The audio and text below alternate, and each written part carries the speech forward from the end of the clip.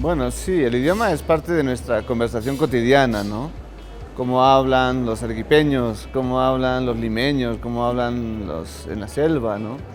Las diferencias, los dialectos, ¿no? Ahora mi intervención es un poco respecto al tema de la unidad, pues el,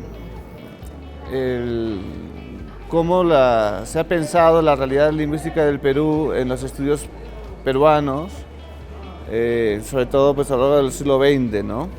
Y cómo el indigenismo supuso un giro y ahora hay, diríamos, algunas corrientes que, que diríamos un poco promueven la diversidad, ¿no? Pero sin pensar en la unidad, ¿no?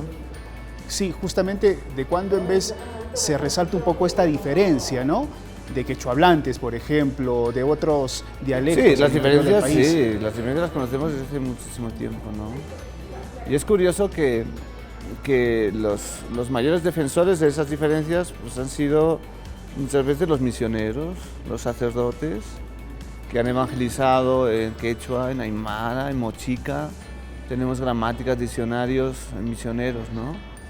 Pero ahora los supuestos defensores de estas lenguas son un poco enemigos, o sea, de la religión, ¿no? Y acusan a la religión de haber destruido las culturas, ¿no? Eso me parece que es una distorsión, ¿no? De la historia, de la realidad histórica. ¿Esta existencia de varios idiomas debería seguir incentivando esta división, esta fragmentación? ¿O por el contrario, deberíamos, si es necesario, llegar pues, a esas poblaciones en el lenguaje, en el idioma nativo, propio, natural, para integrarlos a la sociedad peruana? Sí, ese es el asunto de las políticas lingüísticas, que pueden ser tácitas o no, ¿no?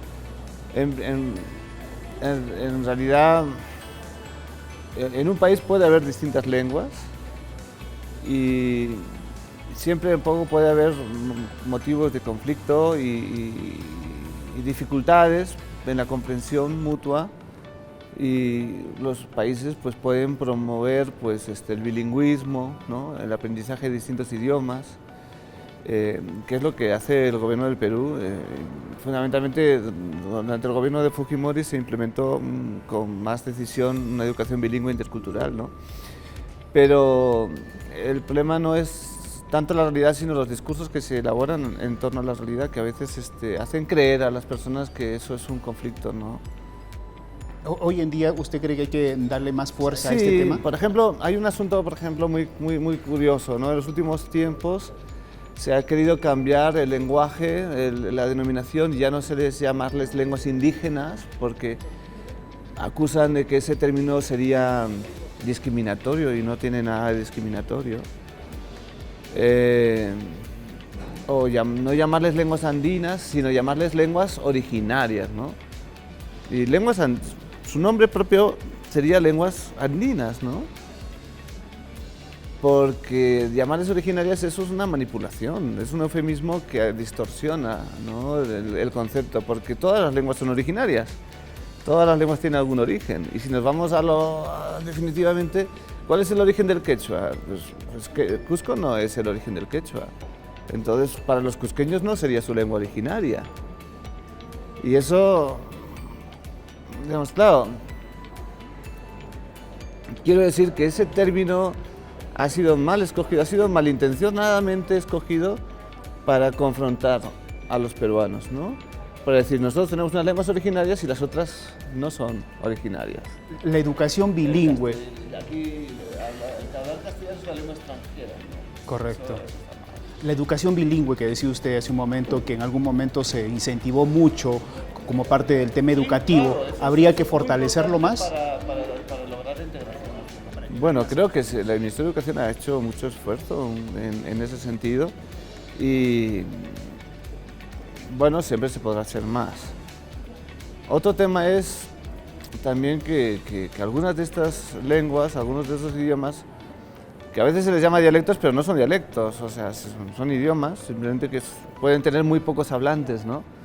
Y a veces ya tienen tan pocos que desaparecen, ¿no? Que los mismos hablantes deciden ya dejar de hablar a los niños en su idioma para que aprendan castellano, pues porque con el castellano van a tener un mejor futuro, ¿no? Y eso ha sido así aquí, en China y en todas partes. Eso es parte de la realidad del lenguaje, ¿no? Porque las lenguas son un tesoro que almacenan un conocimiento, pero fundamentalmente las lenguas son instrumentos de comunicación y de integración. Y si ya no sirven para eso, pues se dejan de usar. Eso es así.